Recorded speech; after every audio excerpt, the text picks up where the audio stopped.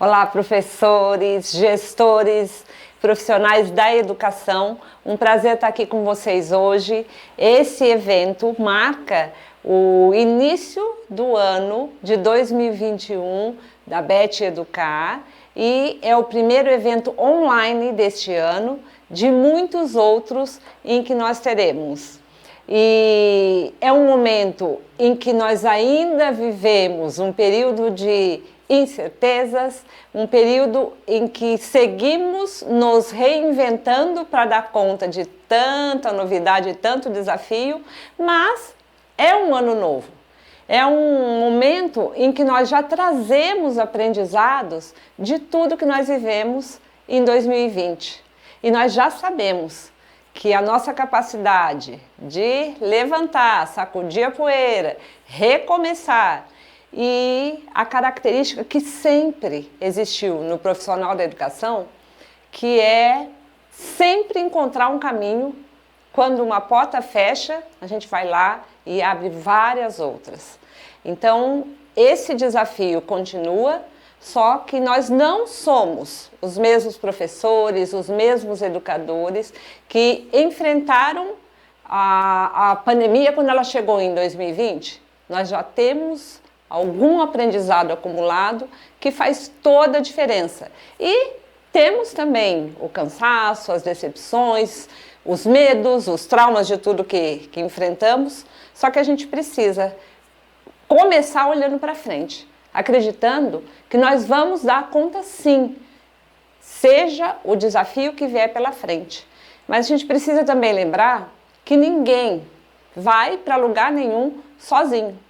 E que o que nós precisamos agora, ao longo desse período que vem pela frente, especialmente agora nesse recomeço, é respirar fundo, é buscar recursos para a gente renovar as energias, porque os nossos alunos vão navegar de acordo com a energia que nós trouxemos, de acordo com que nós conseguimos fazê-los acreditar de que eles dão conta sim, de que eles não estão sozinhos e que nós também não estamos sozinhos. Então é muito bom poder estar aqui com vocês hoje, pensando que se a gente se unir e parar de vez em quando para afiar o machado, para renovar a energia, para buscar força, a gente segue muito mais leve, não importa qual seja a intensidade do vento que vier pela frente. Então vamos já fazer alguns combinados, agora estamos juntos aqui, gestores e professores. Então aí na plataforma, aí onde nessa página que vocês estão assistindo, tem uma caixinha do lado que é o chat. Então é para vocês fazerem comentários, se falarem entre vocês e para mandar perguntas que nós queremos muito responder aqui no final da fala do Rossandro. Tem uma caixinha especial escrito faça sua pergunta. É aqui que vocês mandam a pergunta. Tá? A gente vai juntando as perguntas ao longo da palestra e depois eu volto aqui para o Rossandro responder. Então, tem mais um recado que é uma coisa muito, muito legal, que é um presente que tem para vocês na guia. Guias e materiais, se você clicar do lado, você consegue descer, tem guias e materiais aí na sua página, aí você vai poder baixar o e-book que traz recursos, ideias, ferramentas para liderar esse processo de educar que começa agora para o ano de 2021 e um material muito bom escrito pelo Jaime e pelo Rossandro, um presente que fica para vocês e depois vocês podem baixar também na página inicial, na home da Bet Educar, tá bom? Então, todo mundo baixando o e-book que vai fazer a maior diferença para esse ano e todo mundo pronto para receber um banho de energia, de afeto, de caminhos, ideias, para a gente seguir em frente e começar o ano realmente com uma perspectiva nova e fazendo dar certo. Então vamos lá. Agora, aqui junto com a gente, o Rossandro, que é psicólogo clínico, escritor e mestre em saúde coletiva. Seja bem-vindo, Rossandro. Obrigado, Roberto. Obrigado por essa introdução sempre carinhosa. A Roberta, que está à frente do SOS Educação, grande educadora, que viu uma experiência em que muitos desacreditaram dela, menos o pai. Isso foi fundamental para, apesar de uma paralisia cerebral, você ver aqui um ser humano tão brilhante, tão capaz de estar aqui iluminando a nossa tarde. Muitíssimo obrigado, Roberta. Imagina, obrigada pelo seu carinho e desses encontros que a vida marca pra gente, que a gente é pura gratidão. Então sejam bem-vindos a esse encontro junto conosco e agora o Rossandro é todo de vocês. Pois então, gente, uma alegria a gente estar aqui junto hoje nesse evento da Beta Educar. Beta Educar, como vocês sabem, que faz essa feira, esse encontro presencial e agora virtual, porque a gente aglutina os conhecimentos, os saberes da educação. A gente não vê a hora de voltar para esse momento. E hoje a gente vai falar sobre o autocuidado para educadores do século XXI. Vivemos, de fato, o inaugural de um novo século. A primeira coisa que eu queria dizer para vocês é o seguinte. Eu queria agradecer por vocês estarem dando para a gente nessa tarde uma das coisas mais preciosas, que é o tempo de vocês. O fato de vocês estarem tirando da agenda de muitos, recomeçando as aulas, um tempo para a gente poder conversar. E é muito motivo mesmo para agradecer, porque eu sei como esse recurso é precioso. Vivemos um momento da história humana em que cada vez mais percebemos que desenvolver habilidades para viver a vida mais e mais complexa que tem se apresentado é essencial. E daqui a pouco vocês vão entender porque que eu estou com esse papelzinho branco aqui. Não é cola de aluno ruim que não estudou muito para a prova, fiquem tranquilos. Durante muito tempo, o comportamento humano não era visto como passível de estudo, dado o fato de que o comportamento humano ele não é tão passível de, digamos, ser percebido como é uma doença física. Você sabe que quando você vai a uma médica, um médico, ele pede exames. E esses exames, eles têm o que a gente chama de apontadores biológicos. Você faz exames de sangue, eles vão comparar a sua vitamina D, como é que está a produção de enzimas, como é que está se você está com a glicemia alta ou baixa. Se aqueles exames não forem suficientes, vai se pedir uma radiografia. Se ela não for profunda, uma ultrassonografia, uma tomografia. Tudo isso são formas de, matematicamente, através de muitas pesquisas, poder sondar o corpo humano e, através desses apontadores biológicos, saber se você está próximo de um transtorno físico ou na média que se caracterizaria como saúde física. Obviamente, durante muito tempo se começou a perceber que a saúde não era apenas física. Aliás, desde os gregos, como dizia Sócrates, mente sã, corpo sano, ou seja, há uma junção, mas que foi perdida ao longo de uma grande trajetória que se passou aí por Idade Média, depois Renascimento, positivismo cartesiano, em que se dividiu muito o corpo da mente e agora se percebe cada vez mais que nós estamos completamente conectados. Nós somos um ser bio, psíquico, sócio, cultural, histórico e, para muitos, como eu também, espiritual. Então, essa interface dessas muitas vertentes é o grande projeto para o educador do século XXI. É o educador da própria alma para educar as almas dos outros que chegam às nossas vidas. E durante muito tempo, todas essas pesquisas nos trouxeram, obviamente, um conjunto, gente, um apanhado. Se eu estivesse no meu escritório em casa, eu ia puxar atrás de mim o compêndio de psiquiatria, que tem mais de 1.300 páginas, com os mais de 700 transtornos emocionais que um ser humano pode desenvolver. E vocês poderiam ficar pensando assim, quer dizer que nós temos 700 formas de dar errado? Sim e não. Na verdade, nós temos hoje 700 formas de investigar o que pode dar errado para corrigir. Durante muito tempo, se investigou tanto as dores da alma que a gente se aprimorou e se tornou especialistas em tudo que pode dar errado no comportamento humano. Mas de repente se começou a perguntar, e o que pode dar certo? O ser humano também não pode funcionar, ele também não dá certo, como Roberta muito bem nos lembrou citando uma música querida da MPB brasileira, sacode e levanta a poeira, dá volta por cima, por favor não desanima, mesmo em tempos de crise, mesmo em tempos de pandemia, de isolamento e de se reinventar como pessoa, como professor, como professora, como educador no século XXI. No ano de 2021, né? Muito simbólico tudo isso. Durante muito tempo se investigou os transtornos, mas depois se começou a investigar as habilidades, as competências, os desenvolvimentos, aquilo que a gente tem de bom, que a gente consegue lá dar aquela pegada e inventar uma solução. Por volta dos anos 70, se começou a investigar, sobretudo, a partir do que a gente chama de psicologia positiva, as pessoas que de fato têm habilidades de suportar certas pressões e responder ou reagir à vida com inventividade. Não obstante aos eventos, os traumas, as dores, a pessoa consegue responder. No início dessas pesquisas, pegando crianças que os meninos que estão aqui na filmagem, gente, eu gosto de ser muito informal, eles estão agoniados porque eles botaram um negocinho aqui marcado. Mas como eu sou uma pessoa que tem déficit de atenção e hiperatividade, que na época não tinha diagnóstico nem Ritalina, eu fico me mexendo, eles ficam lá, meu Deus, ele se mexeu, o que que a gente faz? Eu estou aqui, fiquem tranquilos que eu não vou correr para lá, mas a gente está tentando ficar aqui calmo, controlado e zen, né? Mas é o meu jeito, eu não consigo ficar parado. Então, a gente vive uma experiência de perceber a partir dos anos 70, especialmente a psicologia positiva, estudando eventos de crianças que passavam por profundos traumas. Imagina, abandono parental, ser criados em orfanatos e passar por abuso sexual. Isso por si só já seria motivo para pessoas pensar, é um ser humano que não vai conseguir responder mais à vida.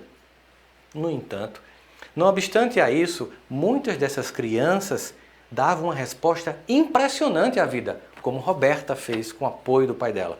E o que aconteceu? Eles começaram a investigar. O que essas crianças têm? No início, na falta de uma terminologia para ajustar aquele comportamento de alta competência de responder às dores da vida, deram o nome de crianças como se elas fossem invulneráveis. Elas têm uma espécie de invulnerabilidade psicológica. Só que muito rapidamente as pessoas começaram a questionar que é uma palavra ou que era uma conceituação inconcebível para o humano com as suas fragilidades.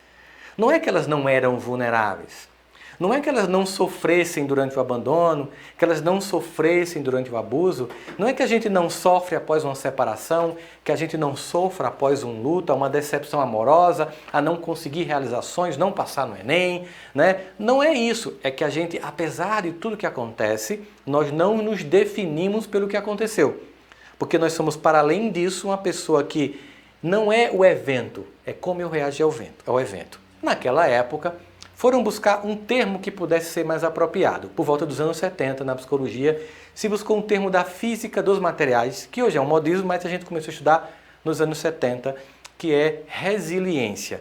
A capacidade que o material tem de voltar ao seu estado anterior, não obstante um evento difícil. Como que a gente está vendo agora? E por isso este papel aqui, que daqui a pouco eu vou largar, para vocês não acharem que eu estou fazendo na cola o tempo todo. Veja só, esse papel tem uma certa resiliência, ele suporta aqui uma pressão, imagina aqui, ó, 2020, pandemia, filho em casa, aluno virtual, tal, mas eu volto. Entende? Não importa a posição, ó, ele volta. Eu posso fazer assim, ele volta. Mas existe um ponto em que a pressão é tão grande que não dá para voltar. Olha só. Ele vai e volta. Mas e se a pressão for muito maior do que a minha capacidade aparente de suportar? Se o estresse for muito maior do que a minha capacidade aparente de responder e reagir a isso? E se em vez de fazer esse movimento que me permite voltar como a esponja de prato de lavar na minha casa a louça, e acontecer um evento muito mais danoso e fizer isso assim? Você vai perceber uma coisa, quando eu largar essa folha, ela não volta para o ponto original dela. É preciso uma escolha, é preciso uma decisão e um esforço. E claro, alguém que apoie ou um aparato de recursos emocionais, um repertório de seres humanos ao nosso redor que nos ajude a voltar, a se reconstruir, a se reconfigurar. E óbvio, você vai perceber que o papel volta, mas ele volta vincado. Ele volta com marcas. Assim como as muitas rugas de expressão que vão sulcando o nosso rosto ao longo da vida.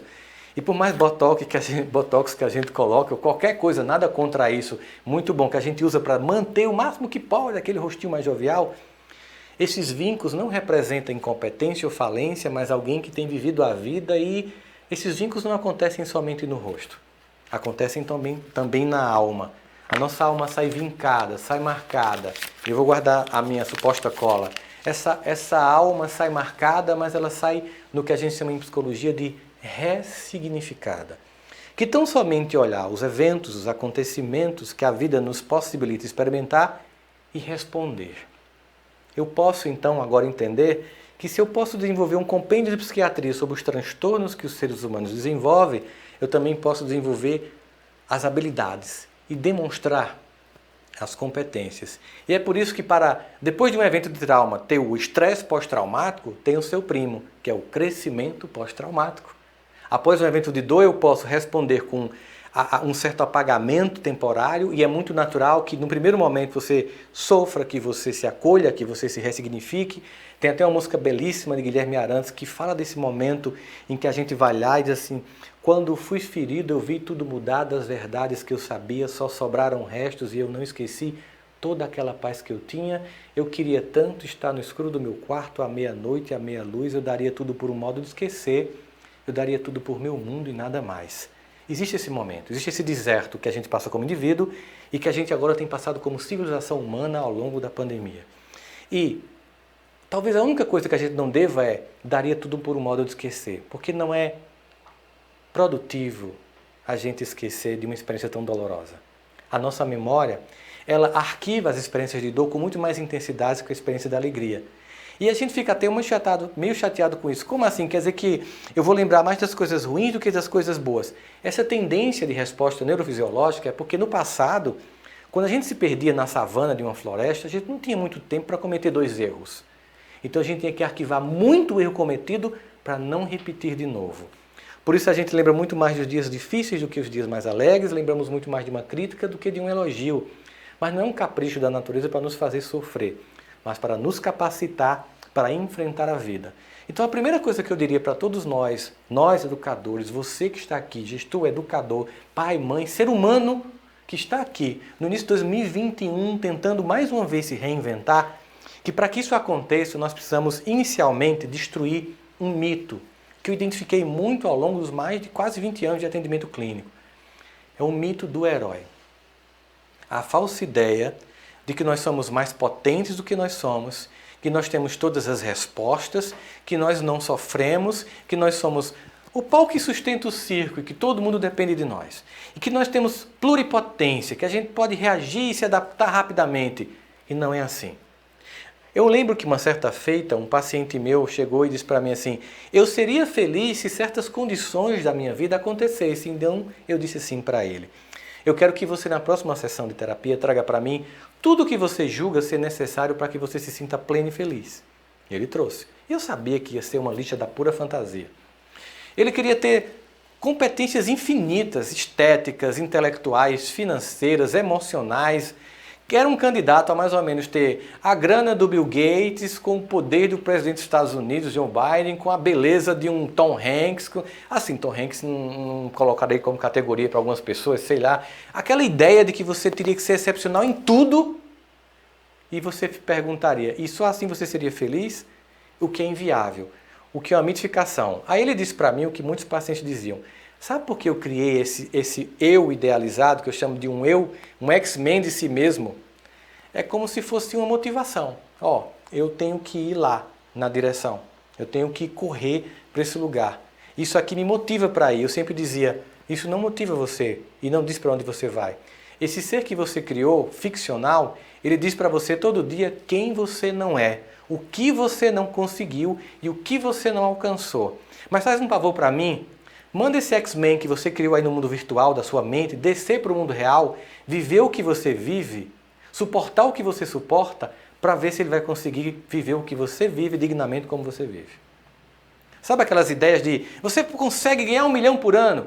Manda a pessoa ir para uma comunidade com 3 filhos trabalhando 10 horas por dia e fazer 1 milhão no final do ano, que aí essa pessoa vai mostrar que é herói. Nós somos seres humanos e temos que entender as nossas limitações. E entender essas limitações não é aceitar uma condição de inferioridade, é aceitar a condição de humanidade que nos engrandece. Porque uma vez reconhecida isso, eu consigo ir para mais além. E para isso, gente, sempre que eu for me reinventar, é o mesmo aviso quando a gente está aprendendo a dirigir carro pela primeira vez e a gente vai assistir aula sobre ré. Para dar uma ré, primeiro eu lembro quando o professor chegou assim, para dar uma ré só tem uma regra, calma. Porque na ré você não tem a mesma habilidade de quem está indo para frente. Você tem que fazer tudo numa velocidade diferente. Para reinventar-se, calma. Eu sei que você queria ter aprendido rapidamente todas as tecnologias, Google Classroom, Meet, Zoom, colocar a luz, a internet. Calma, ainda estamos todos aprendendo, é algo novo. Calma para saber fazer as coisas. Quando eu fiz a minha primeira palestra online lá em casa, as primeiras palestras online, imagina, 22 dias por mês viajando. Em março, em casa.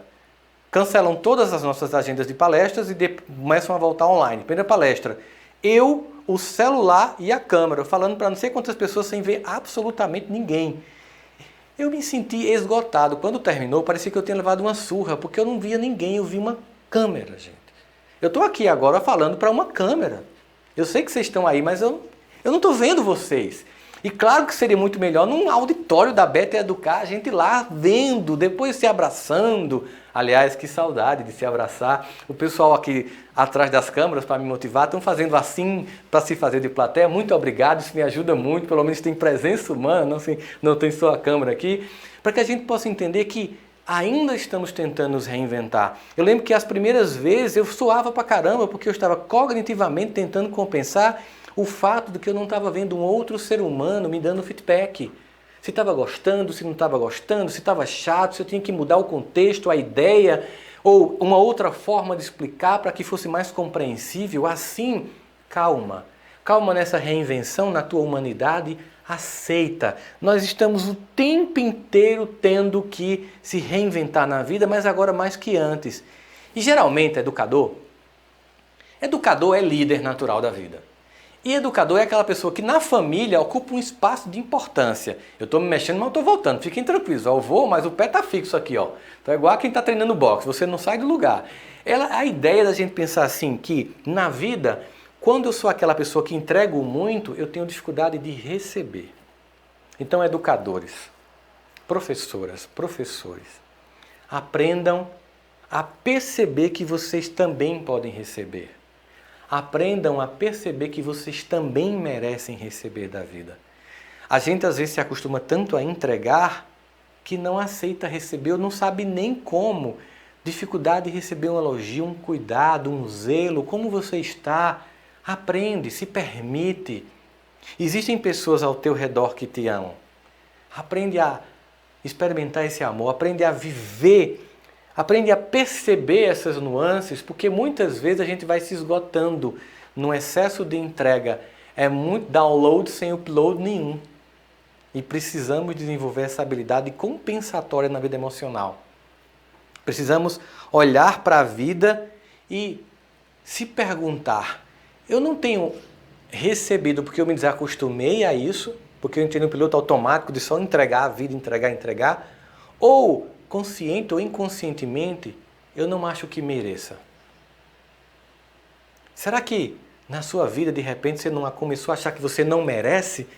E para que a gente possa descobrir um pouco mais sobre você merece ou não merece, aproveite esse momento, porque a vida está fazendo um convite. Eu até falei para a primeira palestra, para as pessoas que dirigem as escolas, que eu recebi um print do grupo do WhatsApp, em uma amiga conversando com outra, né? Assim, amiga, eu preciso que o shopping abra, eu preciso ir para a praia, eu não aguento mais ficar em casa, eu não estou suportando isso aqui. Aí a amiga respondeu assim: amiga, que é isso? Aproveita esse momento para você se reconhecer. E a outra respondeu: é isso que eu não aguento, eu me conheci, eu me odiei, então eu quero sair. Então, é um momento de aprender a te escutar. Propositadamente eu parei alguns segundos. Aprender a te escutar, as tuas emoções. O que te deixa irritada, irritado? O que te deixa infeliz? O que deixa com um sentimento de menos-valia? Quais são essas coisas? É o que acontece lá fora? Ou é como você reage ao que acontece lá fora? Afinal, como diz o poeta Fernando Pessoa, tão bem resumindo poeticamente o que é esse drama do ser humano e sua formação entre o mundo externo e o mundo interno, ele dizia: eu sou algo daquilo que eu quis ser e o que quiseram fazer de mim. Um ser humano mais maduro é um ser humano que cada vez mais, ao longo da sua vida, de seu processo de desenvolvimento, ao se escutar, ao se perceber, ele compra cada vez menos a demanda do que vem lá fora, os padrões que vêm lá fora, e se autodetermina. Ele fica no que a gente chama em psicologia muito mais um indivíduo autoapoiado e autorregulado do que apoiado e regulado externamente. É quando cada vez mais eu entendo aquilo que uma outra música diz, para além do fato que a gente tem um momento da dor, né? É que cada um de nós constrói a nossa própria história e cada ser em si, não lá fora, em si, carrega o dom de ser capaz de ser feliz. E não se trata de uma felicidade utópica num estado perpétuo de gozo e planificação, não. É inclusive saber suportar as dores da vida com a altivez de quem entende que faz parte. Tão somente assim, então, aprende a se escutar. Aprende a ouvir teus sentimentos. Não vai dormir com raiva sem conversar com tua raiva. Não vai dormir com teu sentimento de baixa estima sem conversar com esse lado seu. Não vai dormir com a tua inveja sem dialogar com ela. É plenamente humano, é plenamente seu, é plenamente nosso. Características que podem ser percebidas porque o educador do século XXI entende que é um século que inaugura, que convida, que conclama ao desenvolvimento dos potenciais emocionais. É ironicamente, incrivelmente, no século em que as tecnologias vão ganhar status de absurda ficção científica, em que tecnologias nos próximos 5, 10 anos mudarão a face da Terra como vem mudando, que mais ainda vamos necessitar estarmos conectados conosco mesmos, com as nossas emoções e conectados com as pessoas que nos cercam. Desenvolvendo cada vez mais o que a gente chama em psicologia, na ciência do comportamento humano, locus interno de controle. A tempestade lá fora, mas eu no meu locus interno de controle. Os eventos acontecem, mas eu no meu locus interno de controle. Não é que eu não balance, não é que eu não trepide. Para quem é professor da minha idade vai lembrar, os mais novos não. A gente vai ser aquele tipo, balança, balança, mas não cai. Que era um programa de humor que havia no sábado à noite. Ou seja, a vida trepida, a vida... Aí tem gente aqui atrás dizendo que não viu esse programa, mas assim, viu sim, fica dando ali, não viu, mas não é. Nós balançamos, mas nós não caímos. Porque o locus interno de controle, a capacidade de se autorregular e se autoapoiar, vai construindo em nós a potência de responder à vida. Isso só acontece com quem se escuta. E o mais importante, só quem se escuta sabe escutar. Só quem reconhece as próprias emoções sabe reconhecer as emoções do outro. Só quem percebe a sua própria dor é que reconhece a dor do outro. Só quem, por exemplo, já teve uma cena de ciúme, de raiva, de inveja, é que valida, que reconhece o quão humano é sentir ciúmes, raivas e inveja. Não quer dizer que eu tenho que ficar nesse sentimento. Eu não preciso estacionar. Ele faz parte de mim. Eu preciso passar por ele, mas reconhecer e validá-lo quando eles invadirem minha alma. Porque na minha humanidade, na minha escuta, eu vou aprendendo a escutar o outro. Eu tenho 2 livros que tratam do tema do perdão. 2 entre os 7 que eu escrevi tratam do tema do perdão. E a coisa mais importante que eu percebi no perdão é que o indivíduo só consegue perdoar o outro quando ele consegue se dar o perdão, o auto-perdão. É que quando eu aprendo, mesmo na minha humanidade falha, me perdoar na minha imperfeição, eu então entendo que eu preciso fazer a mesma coisa com o outro. Só quem se escuta consegue escutar, só quem perdoa-se consegue perdoar, só quem se ama consegue amar. O aprendizado é muito interno e depois ele se exterioriza. E assim, no desenvolvimento das minhas emoções, eu ajudo o outro a se permitir se desenvolver. Nesse movimento, eu vou perceber uma coisa. Existe um conjunto de variáveis no mundo que eu simplesmente não controlo. Nós, eu e você, não controlamos a imunidade de rebanho, a vacina, a crise econômica, o impacto na vida da sociedade, de tudo que está acontecendo.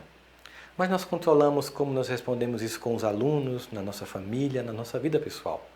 Se eu perco muito tempo tentando brigar ou tentando controlar o que não depende de mim controlar, eu não uso essa energia a meu favor naquilo que depende de mim. É mais ou menos como alguém que está preso nos 2 tempos que não existem. O passado que já foi ou o futuro que não chegou.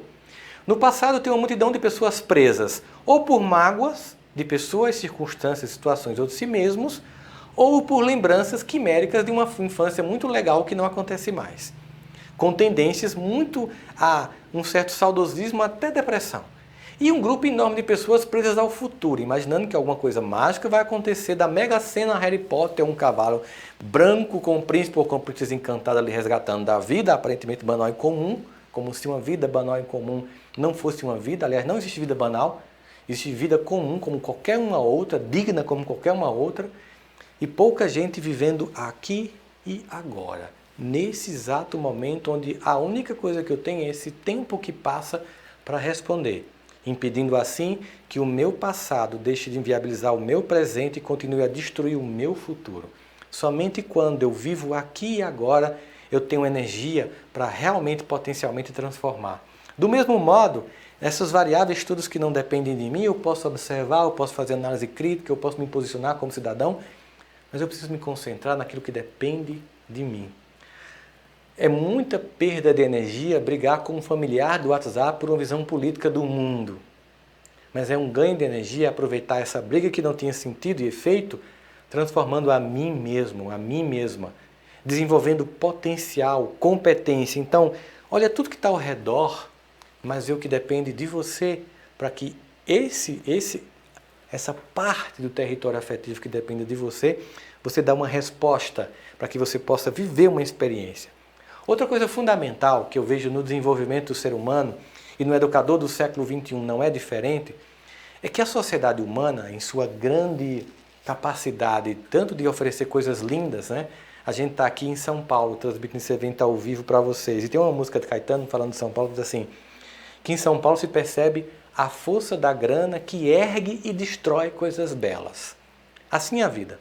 A vida humana, a sociedade que a gente tem, ela ergue coisas belas, mas destrói ou cria coisas feias. E entre essas muitas coisas feias, expectativas exageradas. Expectativas de sucesso. Agora não, tem que ter sucesso. Você tem que alcançar o sucesso. Você tem que ter propósito. Como se a vida não fosse ralação. Dia a dia. Cotidiano. Sabe, sucesso não é ter seguidores na rede social, ser visto ou ganhar muito. Sucesso é viver uma vida que faz sentido e que toque as outras e transforme. Eu sinceramente conheço pessoas que têm muito sucesso externamente, mas que não transformaram uma vida. E eu conheço milhares de educadores que não são conhecidos por quase ninguém, mas que passaram a vida tocando almas e transformando vidas, porque é isso que nós fazemos. Não importa se foi um aluno, uma aluna, não importa. Sabe por que o educador insiste? Sabe por que você que está aí insiste? Não é porque a gente acredita na terra. Sabe a parábola do semeador que saiu a semear e foi jogando sementes e caiu em pedras, depois em espinhos, depois numa terra que não era muito profunda, até que finalmente encontrou uma terra profunda? Nós continuamos a jogar sementes do conhecimento não porque acreditamos no solo, nós acreditamos na semente, que é a educação. É nisso que nós acreditamos. E em algum momento essa semente vai surtir efeito. Em algum momento, aquele aluno ou aquela aluna que parece que não entendeu o que você disse, depois de um tempo, a semente ficou lá, o solo se fertilizou e a pessoa, agora eu entendi. E quantas vezes, né, isso é o que eu acho muito fantástico, quantas vezes nós percebemos o nosso poder de transformar vidas até daquelas que a gente achava que era incapaz. Porque vamos combinar, qualquer um educador sabe que quantas vezes teve um aluno ou um aluno que você jurou que não ia dar para nada. E de repente a vida surpreendeu. E aquele ser humano se desabrochou com uma potência imensa. E quantas vezes aquele aluno ou aluna que você jurou assim, esse ou essa vai bombar, e não aconteceu absolutamente nada.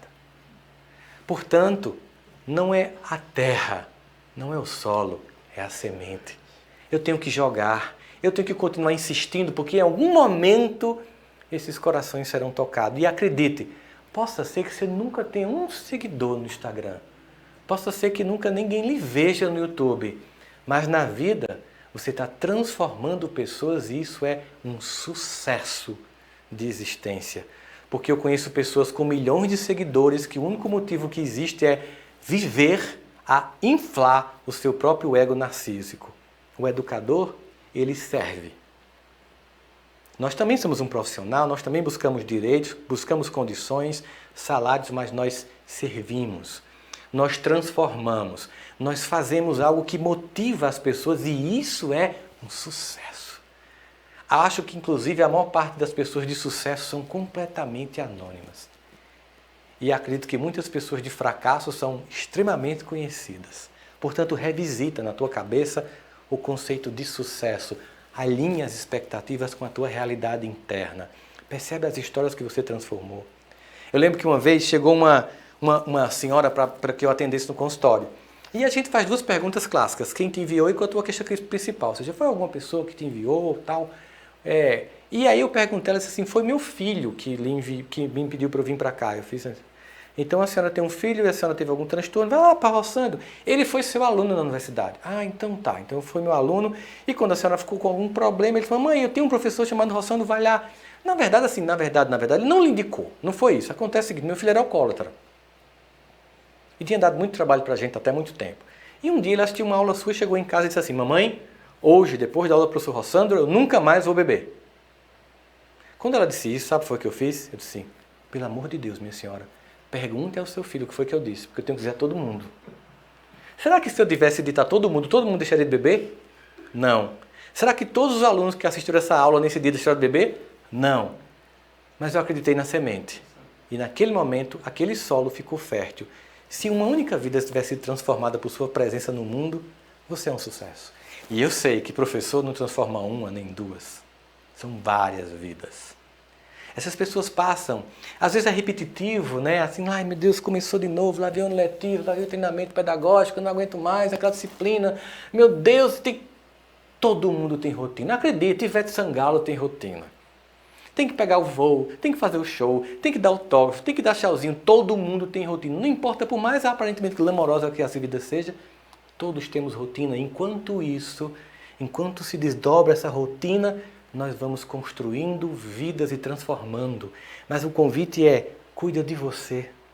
Porque você que é um sucesso por ter escolhido transformar vidas, precisa cuidar-se, precisa se observar, precisa se escutar, precisa aprender a pedir socorro, precisa aprender a dar cartão amarelo para não dar cartão vermelho. Tem gente que só pede socorro no fim, quando só tem uma ponta de dedo quando está afundando. Nos primeiros sinais, diz, gente, eu preciso de ajuda. Nós não somos super-heróis, nós somos seres humanos. Nós precisamos aprender a olhar para a nossa vida e dizer, eu agora estou precisando de ajuda. Eu preciso ser acolhido, não está dando, eu preciso abafar com alguém. Você sabe que só o ato de falar ajuda? Você sabe que quando Freud começou a fundar a psicanálise, ele percebeu que pacientes começavam a transformar-se por falar. Se tivesse que perguntar só de falar, é assim que o CVV funciona. Imagina assim, você está com aquele pensamento. Aquelas ideias, por exemplo, de pessoas que estão com ideação suicida. Ninguém gosta de mim, eu não vou fazer falta no mundo, eu sou um peso, eu vou gerar um alívio, não tem propósito. Você fica só pensando aquilo vai ganhando forma, força, contorno, vai gerando uma emoção mais forte, com a tendência a se transformar em ato. Um dia você diz, eu preciso falar com alguém. João, Maria, eu não sirvo para nada, ninguém vai sentir a minha falta, eu sou um peso no mundo. Se João e Maria não lhe disser nada, só o fato de que pela primeira vez você pronunciou o seu pensamento, você vai ver a falta de sentido dele. Como assim? Eu não sirvo para nada. Como assim? Eu não vou fazer falta. Como assim? Entende? Às vezes, quando a gente fala, não quer dizer que o outro tem que ter uma resposta. É que às vezes a gente precisa tão somente ser ouvido. Incrivelmente, nós precisamos também aprender a nos permitir ser escutados. E ter a humildade de entender que quando falamos isso, nós não mostramos a nossa decadência, a nossa incompetência, a nossa impotência. Nós mostramos a nossa humanidade, a nossa humildade de dizer, eu não tenho resposta para tudo e não consigo fazer tudo só. Nós somos o projeto e nós somos o resultado de muitos amores imperfeitos. Pais e mães, professoras, professores, que do jeito deles, como podiam, com o repertório que tinham, oferecer o que podiam, que para a gente pode até parecer pouco, mas para eles foi mais do que eles podiam dar. Eu via muitas pessoas se queixarem dos pais, era muito comum no consultório, e eu dizia assim, eu queria cantar para você um trecho da música de um grande compositor e cantor de Alagoas chamado Djavan. Para você que acha que o pai e a mãe deu pouco, e você não sabe o que ele passou para chegar até aí, te entregar tudo isso, eu queria dizer para você o seguinte, sabe lá o que é não ter e ter que ter para dar, sabe lá. Às vezes esse pouco foi o muito, foi o excesso do outro. Eu vejo pais que abrem uma picada no meio do mato, constroem uma estrada para os filhos passar e eles reclamam quando encontram um buraco. sem ter noção do que foi feito até ali. Então, eu queria que você olhasse para você e dissesse, eu preciso fazer isso e ao mesmo tempo talvez parar de se desculpar quando pedir ajuda, parar de se desculpar por ser um ser humano. Um ser humano. Acho que às vezes as pessoas que mais marcaram a minha existência foi as que me socorreram no dia da crise. Porque para comemorar tem assim de gente. Para sair para a balada tem assim de gente. Mas para te ouvir, para te socorrer, para te fazer viver uma experiência digna humana é muito mais difícil. O que acontece é que na vida em que nós vivemos, a função do ser humano na vida um do outro, e a família é muito isso, eu gosto de dizer assim, sabe para que serve família? Eu queria que vocês, se vocês estivessem aqui no auditório, muita gente estava dizendo assim para mim, para se amar, Rossandro, para se respeitar, para se educar, para construir competências. E eu dizer, sim, mas não é isso ainda que eu quero. Sabe para que serve família? As pessoas iam dizendo um monte de adjetivos e eu dizer, família serve para se suportar.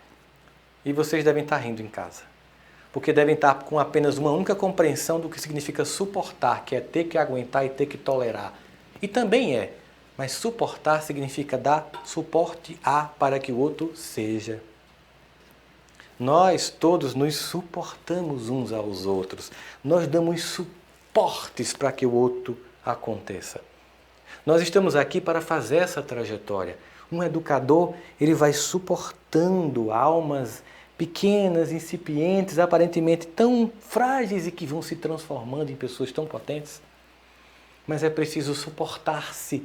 Ou seja, se dar suporte, se acolher, se perceber.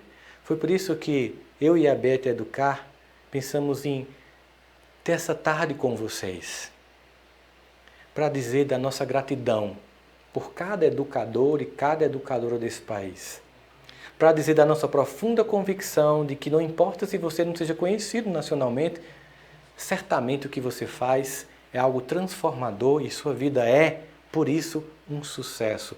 Não sob os parâmetros patológicos do mundo que diz que sucesso é ter mais que o outro. Ser mais bonito que o outro, mais inteligente, mais capaz, mais rico, mais influente. Essa é uma visão doente de sucesso. Sucesso é fazer diferença na vida dos outros. Sucesso é ter um encontro e o outro sair transformado.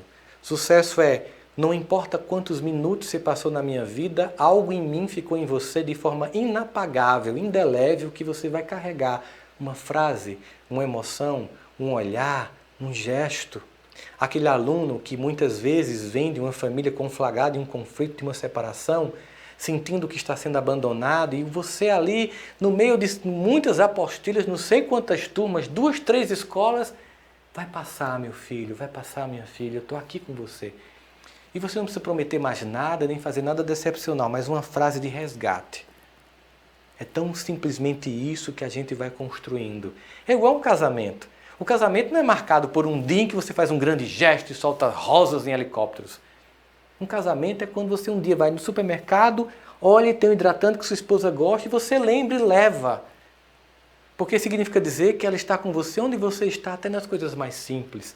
É a construção de pequenos gestos cotidianos de carinho e de afeto que vão fazendo uma vida de sucesso. E não as exceções excessivas tentando compensar as muitas faltas. Não é com presentes que eu vou tamponar minha falta de presença. Educador do século XXI, ele é presente. Presente na própria vida, presente na própria experiência, presente a ponto de compreender e viver essa experiência profunda e ao mesmo tempo, por isso, por se presentear, por se sentir humano, se perceber suas fragilidades, se constituir como pessoa, sem desculpar-se por ser humano como é, consegue ter a capacidade de ter a empatia por toda a humanidade das muitas vidas que se desdobram ao longo de toda uma carreira de educador, de educadora. Muitas dessas pessoas que você tem transformado, eu acho que você não vai nem saber.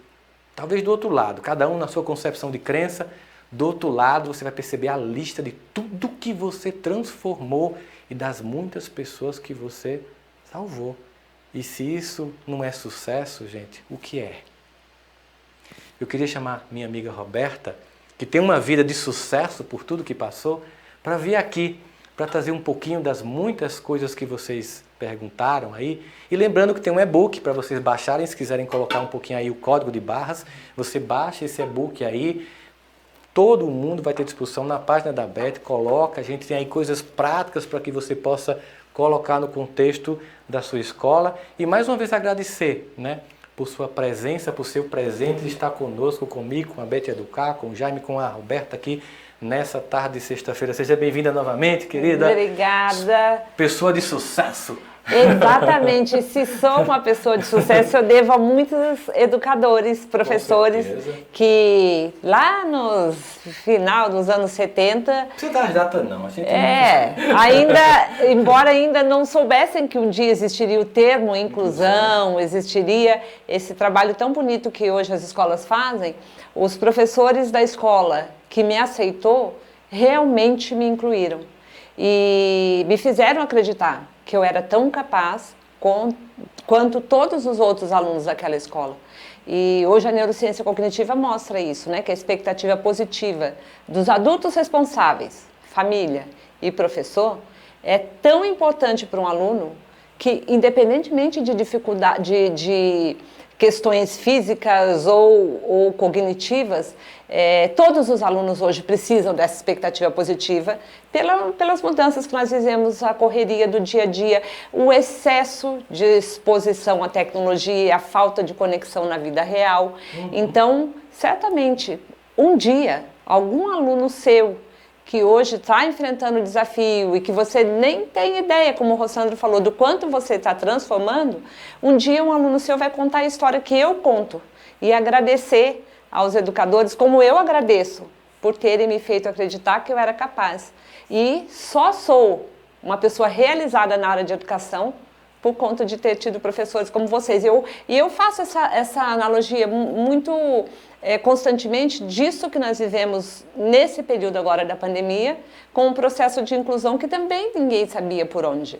Né? E eu acredito muito que os educadores, se eles juntarem toda a experiência que eles têm, todo o conhecimento que está aí dentro, que muitas vezes você não tem nem consciência, e o que você tem aqui, no seu coração e na sua consciência, você sabe que caminho seguir com esse aluno, e um dia ele vai contar a história, tá? Muitas pessoas de como você transformou a vida dele, como a minha foi transformada pela educação. Verdade. E aí, tem as perguntas. Vamos embora. Tem as perguntas. Bom, a primeira já é um desafio e um assunto que eu gosto muito também, que é a questão da escola pública. Nós temos uma pergunta que é: como enfrentar os desafios desse momento, considerando a falta de recursos que existe na escola pública? A gente sempre tem que lembrar que, com relação a todas essas faltas de recursos físicas e financeiras, é uma luta que continua e deve ser travada, porque o Brasil, que é o país da jabuticaba, que inventa soluções únicas, não vai conseguir inventar a solução de se tornar uma nação com relevância internacional sem sala de aula, sem educação. Nós não vamos ser o único país do mundo que conseguiu se tornar relevante globalmente, impactante como um grande player internacional, sem professor e sala de aula, sem escola pública de qualidade. Isso é uma coisa. Essa luta continua, continuaremos travando. Muita coisa avançou, mas muita coisa ainda tem que acontecer e nós não vamos desistir que isso aconteça. Ponto aqui, porque caberia, né, Roberta, horas e horas para a gente discutir sobre isso.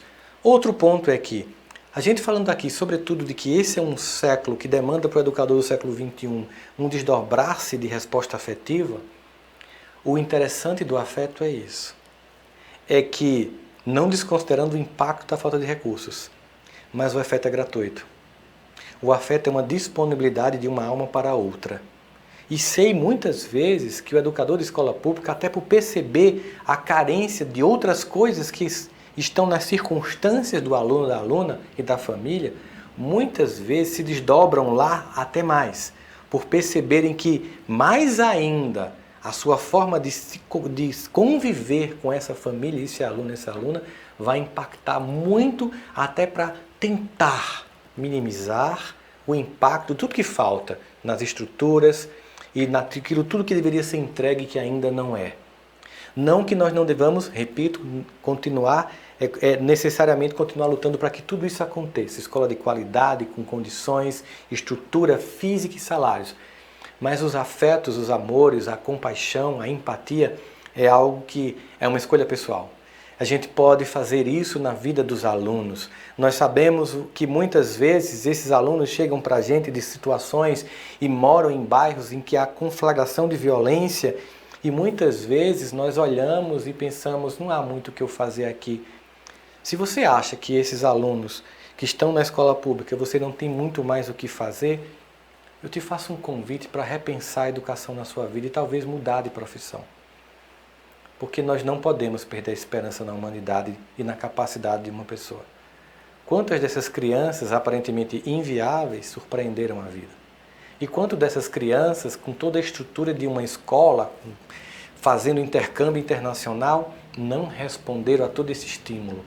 Porque, sobretudo, e cada vez mais fica comprovado, que essa resposta afetiva, que Roberta nos lembra da neurociência cognitiva, ou seja, a forma como eu estimulo o outro a reagir. Porque quando a gente é criança, de algum modo nós pedimos emprestado a fé do outro para construir nossa própria esperança.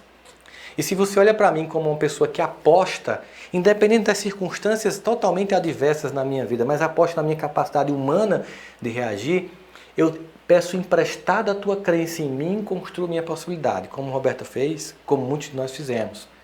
Mas se você olha para mim como quem diz, você não precisa abrir a boca para selar o meu destino. É preciso sim entender que nós podemos, ainda que no limite das circunstâncias materiais, oferecer aquilo que é mais gratuito e que está mais disponível, que é o campo afetivo. E nós podemos fazer isso independente das circunstâncias, porque ao longo da minha vida, que sempre trabalhei com projetos sociais, ainda hoje faço parte do Fraternidade Sem Fronteiras, a quem eu doei o dinheiro de todos os meus 2 últimos livros, e do Transforma Brasil, e vivi na minha adolescência muitas experiências de ação social, eu conheci famílias em que você entrava nas casas e era de uma pobreza física tão extrema, mas de uma riqueza afetiva tão grandiosa, que não obstante o vazio da casa, eu saía preenchido na alma. E na frequência eu ia para casas em que tudo era projetado, quadros planejados, com iluminação projetada, mas havia um vazio das expressões emotivas que eu saía completamente esvaziado. A emoção é gratuita e é uma escolha nossa distribuir.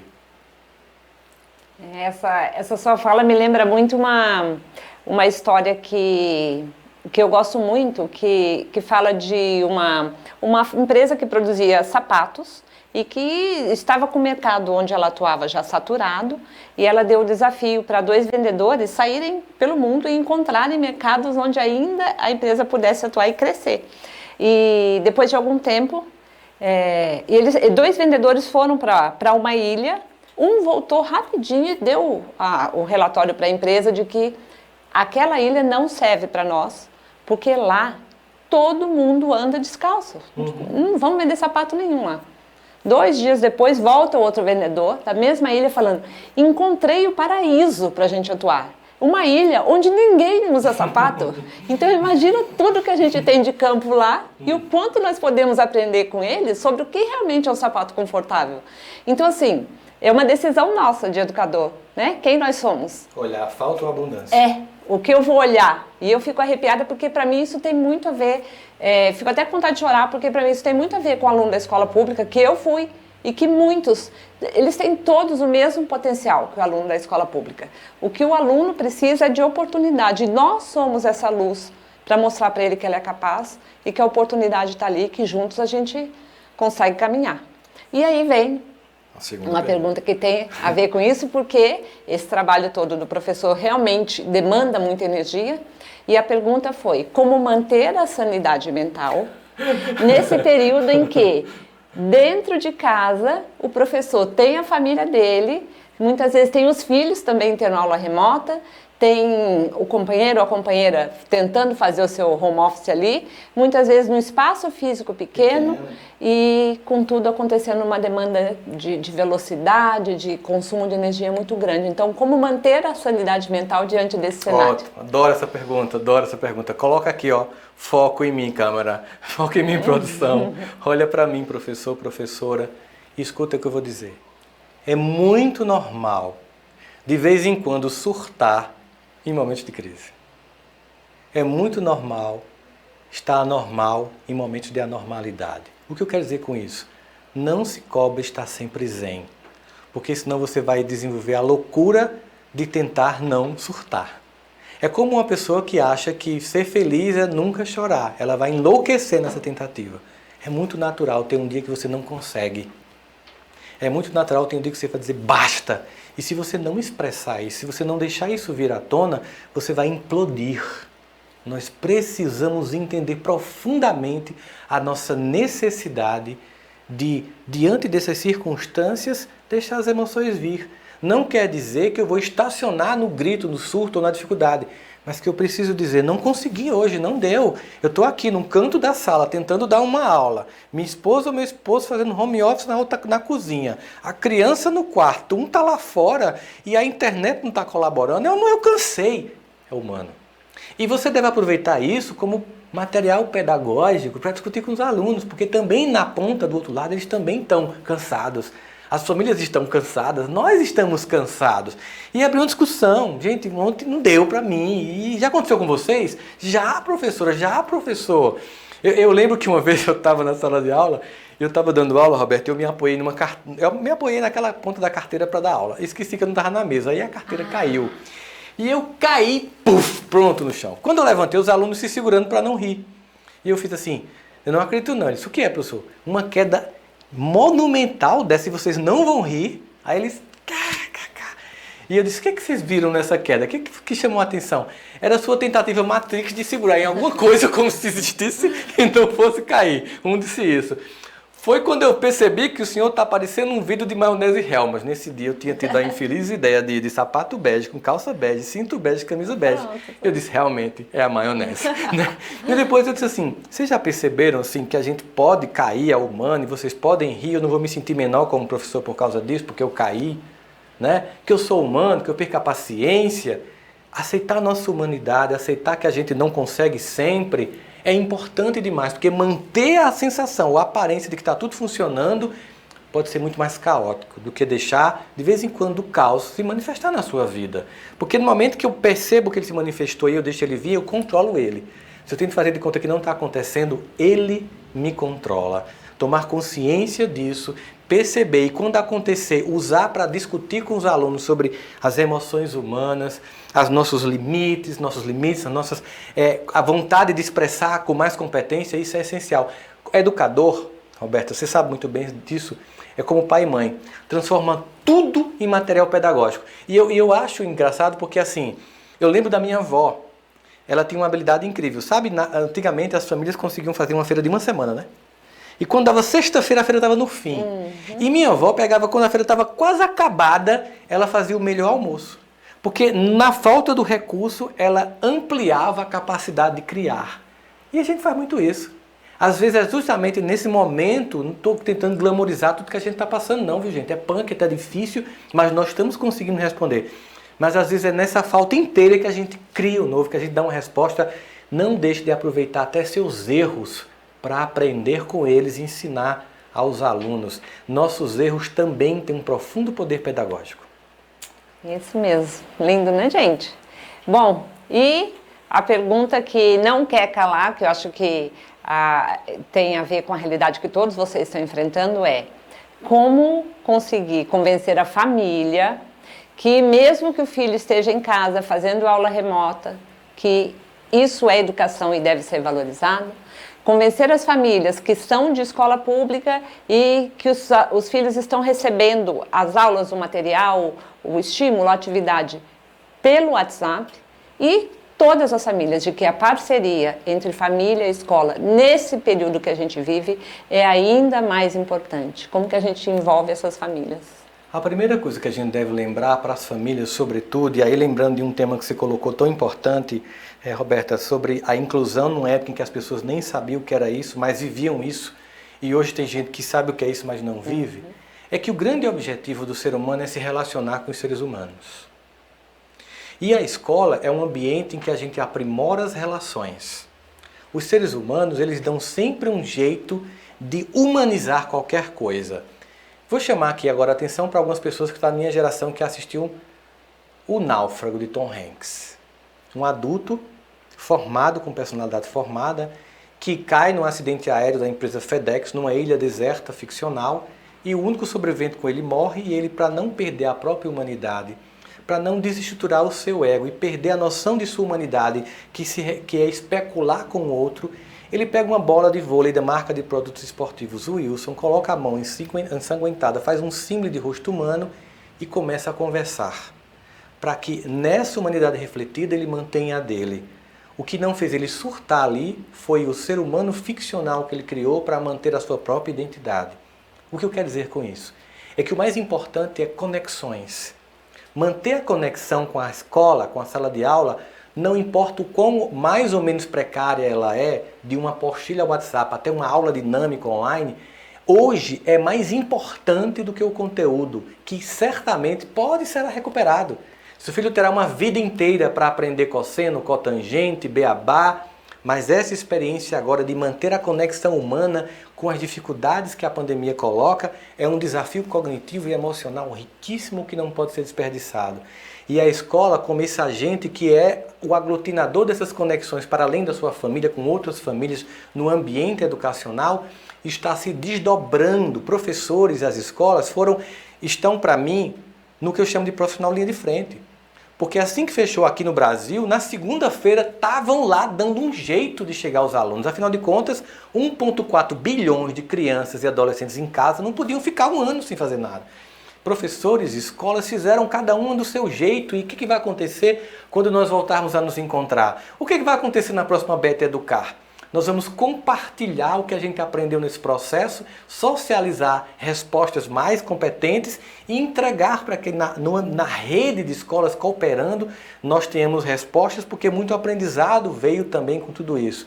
Nós teremos uma vida inteira para aprender as capitais, as cores, o beabá, cobrir letrinhas. Para agora, se trata muito menos de português, matemática e muito mais de acolher, observar e experimentar a dor do outro e as emoções do outro. Como me disse há 2 dias atrás uma professora de Fortaleza num congresso que eu estava fazendo online. Depois eu vou colocar a citação original dela e o nome dela nas minhas redes sociais, porque eu achei muito interessante quando ela disse. O professor Rossano, depois se falou, percebi que é um ano que mais importante do que lógica, matemática e português é observar, acolher e se entregar.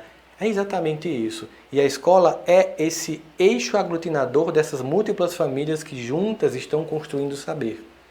Por isso, sim, seja entregando uma apostila por WhatsApp ou uma aula super elaborada num estúdio de uma rede de escola com muito poder financeiro, os professores, os educadores, os diretores e diretores de escola, todos nós estamos fazendo o nosso melhor esforço para manter aquilo que nos define, a conexão humana, que não pode ser perdida, porque essa sim, se for perdida, para ser recuperada é muito mais difícil. Porque depois você aprende todas as outras coisas do conteúdo. As emoções é que não tem um tempo para dar pausa.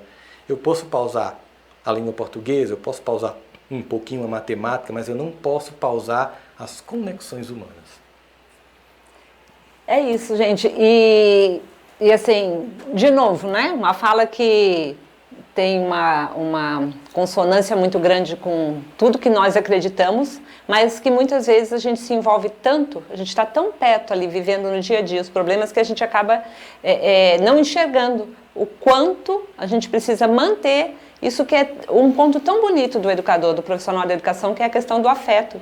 E eu tenho o privilégio de poder seguir a minha vida cumprindo a minha missão, que é levar para famílias essa mensagem do quanto o papel do pai, da mãe, da avó, do responsável é importante para que a criança, o filho, consiga seguir aprendendo e entendendo o que ele é capaz de vencer desafios da aprendizagem.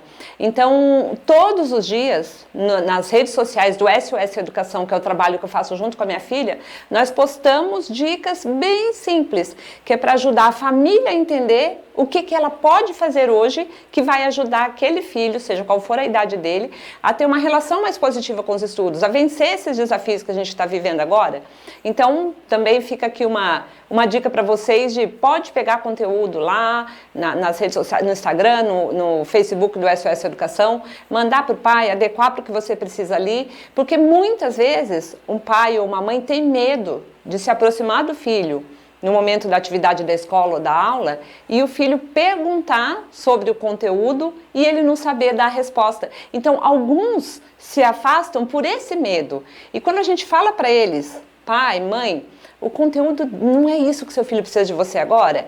Ele precisa do estímulo, ele precisa do apoio, ele precisa entender que dormir uma noite completa de sono, que fazer uma refeição sentada à mesa com a família, compartilhar a responsabilidade dentro de casa, tudo isso dá para o seu filho as habilidades que ele precisa para ele enfrentar os desafios daquele conteúdo que ele está tentando aprender. É essa parceria da escola com a família. Então, lá no SOS Educação, acho que tem material que pode ajudar vocês também.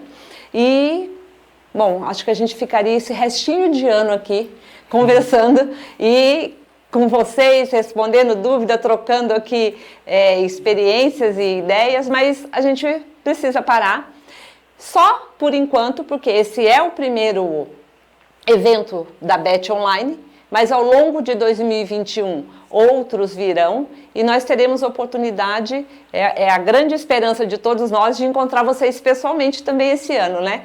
Mas enquanto não for possível, aqui no Vitor a gente vai dando conta. Então, muito obrigada, Rossandro. Eu vou falar um pouquinho antes de a gente encerrar, Roberta, porque a gente aqui falou, mostrou tudo isso aí, mas eu acho essencial a gente dizer uma coisa que fundamentalmente nos define como seres humanos.